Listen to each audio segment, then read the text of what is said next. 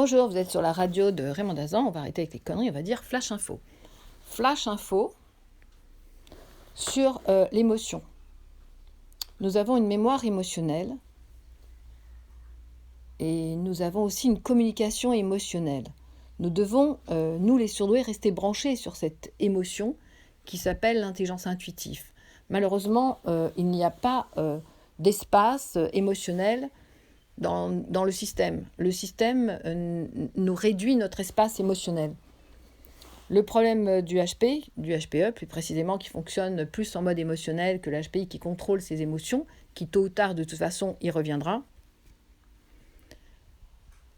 Nous devons comprendre que cette partie émotionnelle est un espace émotionnel qui nous permet une communication émotionnelle. Nous devons rester branchés à cet émotionnel, surtout avec un enfant qui n'a pas d'autre moyen de communication que son instinct. Nous sommes restés, nous les HP, des grands enfants. Évidemment que la psychanalyse a détruit, évidemment que la psychanalyse fait grandir, évidemment que ce n'est pas notre demande. Nous devons rester dans cette émotion. C'est avec cette émotion, ce ressenti, cette intelligence intuitive que nous allons pouvoir construire ce que nous avons besoin et non pas ce que la société nous réclame de faire. Malheureusement, c'est ça notre histoire. Et il serait bon de remettre en conscience ce système, ce principe de l'émotion chez le HP.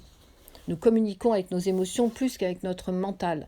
Et ce qui a été difficile, évidemment, dans les travaux que j'ai mis en place, c'est de trouver des mots pour expliquer qu'on avait un ressentir qui était beaucoup plus important, une émotion beaucoup plus parlante, même si elle n'avait pas des mots, parce que mettre des mots sur le cœur, c'est plus compliqué que mettre des mots sur du mental. Mais aujourd'hui, nous ne pouvons plus laisser se réduire cet espace émotionnel. C'est le danger de laisser quelqu'un dans un espace réduit émotionnel, de laisser s'enfermer dans une bulle dont il ne pourra pas sortir. Voilà, et écoutez, c'était le message du matin, je vous embrasse très fort. Nous sommes le 1er juin 2020. J'espère que ce message sera entendu. Je le dis rapidement parce qu'il ne peut pénétrer que les voies de l'inconscience. Il ne peut pénétrer que celui qui possède justement cette communication émotionnelle. Voilà, je vous embrasse et je vous dis à très vite. Merci.